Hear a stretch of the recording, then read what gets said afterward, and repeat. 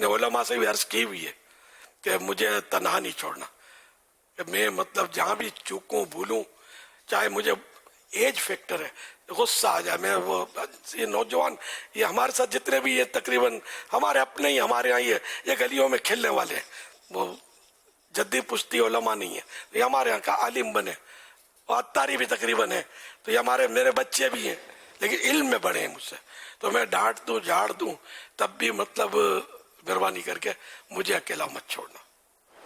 اب میں بھول کروں تو میری اصلاح برابر کرنا، چاہے 100 مرتبہ میں ٹھکرا دوں آپ کی بات کو تو بھی آپ مایوس نہ ہونا. اب ویسے ایج فیکٹر بھی ہوتا نا کہ غصہ آ جاتا آدمی کو.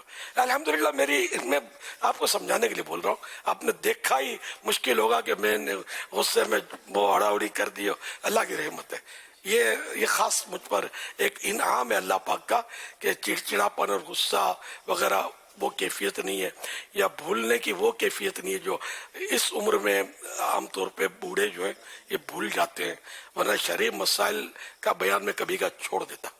ظاہر ہے کہ اتنا بڑا جوخم کیسے لے لوں کہ کوئی نماز کا پوچھے اور میں روزے کے مسئلے بتاؤں اس کو، نمازی کے بتانے مجھے. تو الحمدللہ یہ اللہ کا کرم ہے. اور پھر بھی علماء کو ساتھ رکھتا ہوں، میں اکیلا گھبراتا ہوں کہ یار کچھ رونگ نمبر نہ لگ جائے. الحمدللہ تو میرے سے محبت کرنے والوں کے لیے یہ بھی مطلب یعنی کہ قابل تقلید بات ہے کہ علماء کے پیچھے رہنا. جس دن علماء کے آگے بڑھے لگے یار یہ مولانا ہے، آپ جہنم کے راستے پر سمجھو چل پڑے اگر ان کو ٹھکرا دو گے تو. بھئی یہ ہمیں نہ ٹھکرائیں، یہ ذہن میں رکھنا، انہوں نے ٹھکرا دیا تو ہم کہیں کے نہیں رہیں گے.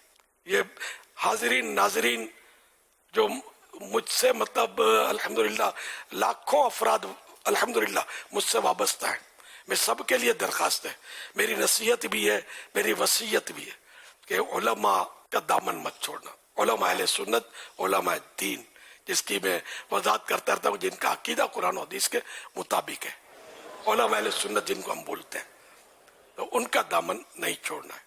ہاں کوئی اگر عالم بے عمل ہے اور اس طرح کی کوئی باتیں تو ان سے دور ہو گیا بندہ، تو باعمل علماء کی بھی تو ایک تعداد موجود ہے، تو ان کی صحبت میں بندہ رہے. عالم باعمل ہونا چاہیے، ورنہ یہ کہ پھر وسوسوں سے بچنا مشکل ہو جائے گا، اور اپنے اندر پھر یہ کہ عمل کی خرابی پیدا ہو سکتی ہے. چاہے عالم باعمل کون ہوتا ہے یہ بھی سمجھ لیں، اور عالم بے عمل کون ہوتا ہے. فرض، واجب یا سنت مؤکدہ جو ترک کرتا ہو وہ عالم بے عمل، اور جو ان کا اہتمام کرتا ہے، یہ جو تینوں فرض، واجب، سنت مؤکدہ، ان پر عمل کر رہا ہے، یہ نہیں چھوڑتا، تو یہ مطلب عالم با عمل ہے.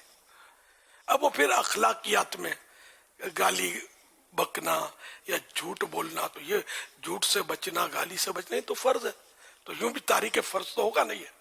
اچھا، تو اس طرح کے اگر گناہوں بھری عادتیں ہیں تو پھر بھی وہ عالم بے عمل کہلائے گا. اس میں مطلب اگر کوئی ہے بھی ایسا تو اس کے لیے ڈھول پہننے کی ضرورت نہیں ہے، ڈنکا بجانے کی ضرورت نہیں ہے. خود اپنے طور پر مطلب بندہ اپنی آخرت کی بہتری، پھر بھی ان سے اگر کوئی ایسا فائدہ ہو جاتا ہے اپنی آخرت کے لیے تو وہ حاصل کر لے، وہ نہ چھوڑے. عالم اگر جھاڑ دے، غصہ دکھائے، غصہ کر لے، تب بھی ہو جب بعمل، تو ان سے بگاڑے نہیں، اور ان سے استفادہ علم، اعلیٰ حضرت نے فرمایا کہ استفادہ علم نہ چھوڑے.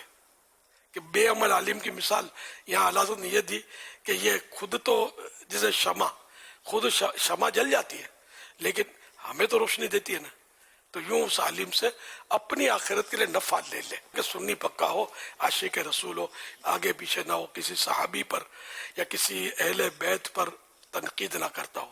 ٹھیک ہے نا، کسی صحابی پر یا اہل بیت پر ادنا سی بھی تنقید زبان سے نہیں اشارے سے بھی کرے نا، اس سے 7 گلیاں دور سے چلنا گیا کہ کہیں اس کی سانس کہیں آپ سے ٹکرا نہ جائے.